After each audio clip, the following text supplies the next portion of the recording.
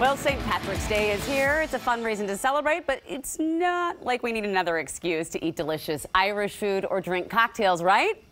That is absolutely right. I mean, any day we have an Irish cocktail is a good day. And my friend and chef Jack Rogers, also known as the Tall Chef in SODO, has a fantastic Irish afternoon kit you could personalize with scones and sausage rolls and pastries. They'll even deliver. And I asked him to teach us how to make something traditional.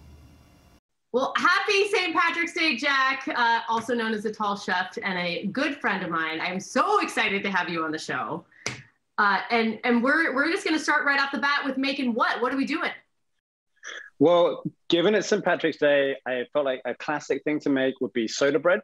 Soda bread is a very quick bread. You don't have to worry about killing the yeast or things that can go wrong with lots of the sourdoughs that people have been making during quarantine lockdown.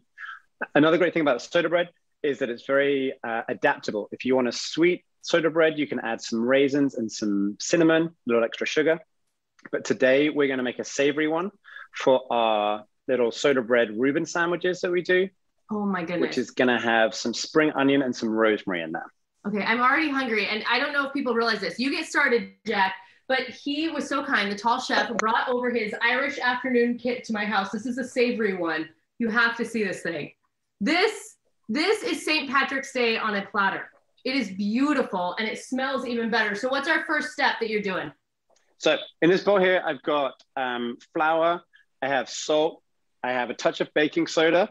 Obviously, soda bread takes its name from the baking soda that helps it rise. And then I'm gonna make a well in the middle of it. And we're gonna pour in some buttermilk that we have. Oh, buttermilk. It's the reaction between the baking soda and the buttermilk that is gonna help make it rise up. And soda bread is kind of almost a bit more like a scone than a sort of a very soft, fluffy bread. It's more like a scone. So Irish soda bread is very easy, is what you're showing me. Yep, it's very easy. You don't have to wait for it to rise. You can make it in 5 minutes. I just added in the flavors that we're using. So a little chopped spring onion and some rosemary.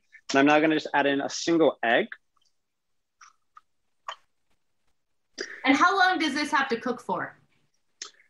It'll depend on the size of the loaf, but this recipe, which I'll be able to put online, takes about 35 to 40 minutes. Okay, so now what happens with our soda bread? So it's come together. It's kind of like what people normally call like a shaggy pile. So it's not fully formed together. Just straight up into a baking tin. I'm gonna use my hands, get a little messy, but you'll see it's just holding together. And you just form it into a ball and pop it down. You don't want too many bits falling off the edge because they'll burn, but I've popped it down into a sort of a large flat ball. And that's it. You put it in the oven. And then typically you'll score the top with a cross. Okay. Just to help it rise. And indeed, then it's just ready for the oven. Okay, and so we can't leave St. Patrick's Day without a cocktail. So first up, let's do the Irish coffee Cascade.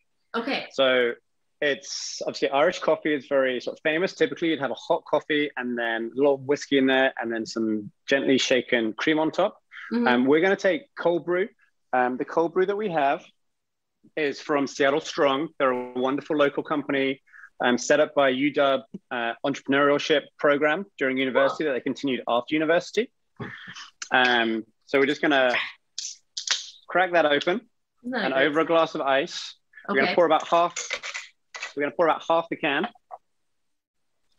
Okay. So one can would make 2 cocktails. So pour about half of that in there, Brooke. Okay.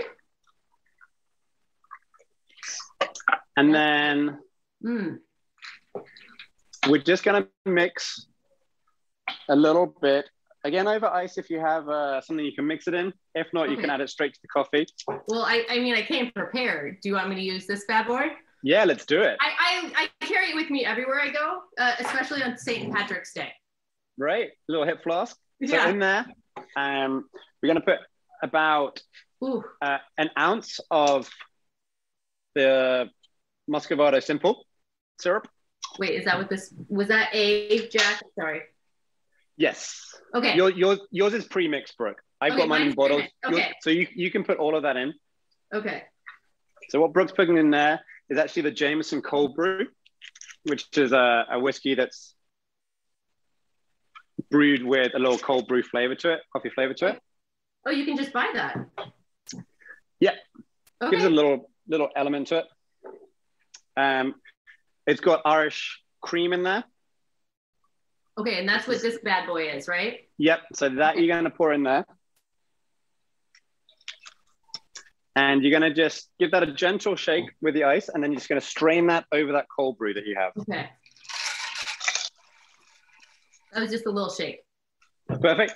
Okay. And then just strain that mix into the cold brew. Oh my gosh, Jack. I mean, it's lucky that this is the end of my workday today, because happy St. Patrick's Day to me. Right? Can I say cheers? And the good thing about this is that this might be your first drink, but it'll keep you going for a few hours because of the coffee in that. Oh, right. See? Mm. Oh, all of that looks delish. And Jack, the tall chef, is sharing his soda bread recipe as well as that cocktail. All the details are on the website. And Brooke, rumor has it you held back on one of the cocktails. What's up?